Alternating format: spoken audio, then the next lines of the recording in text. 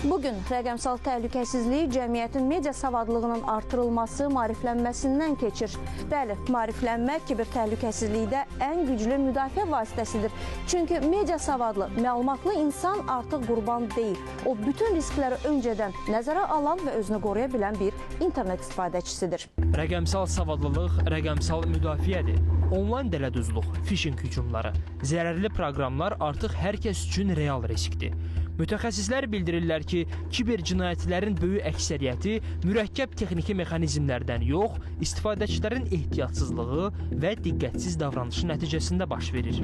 Kiber cinayətlərin əsas xüsusiyyətlərindən biri onların çox vaxt istifadəçilərin məlumatsızlığı və diqqətsizliyi nəticəsində baş verməsidir. Texniki müdafiə mexanizmləri vacib olsa da, insan faktoru kiber təhlükəsizliyin ən zəif halqası olaraq qalır.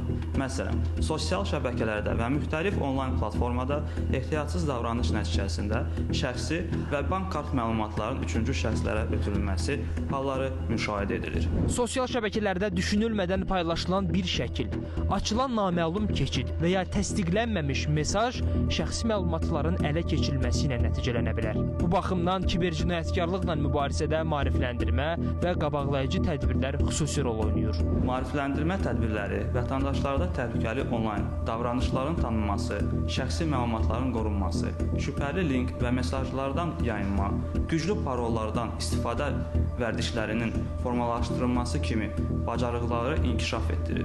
Vətəndaşların təhlükəli onlayn davranışları vaxtında tanıması, şəxsi məlumatlarını qoruması və rəqəmsal məkanda məsuliyyətli istifadəçi vərdişləri qazanması məqsədi ilə Baş Prokurorluq tərəfindən sosial videoçarx hazırlanıb. Təqdim edilən bu maarifləndirici video sosial şəbəkələrdə düşünülməmiş paylaşımların doğura biləcəyi fəsadlara diqqət çəkmək üçün əhəmiyyətlidir.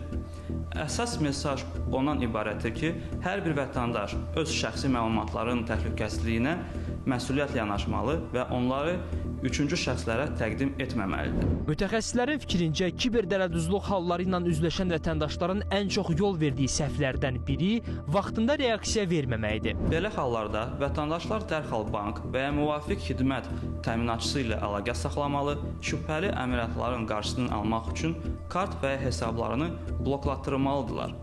Eyni zamanda faktla bağlı Baş Prokurorluğa və ya digər hüquq mühafizə orqanlarına müraciət edilməlidir.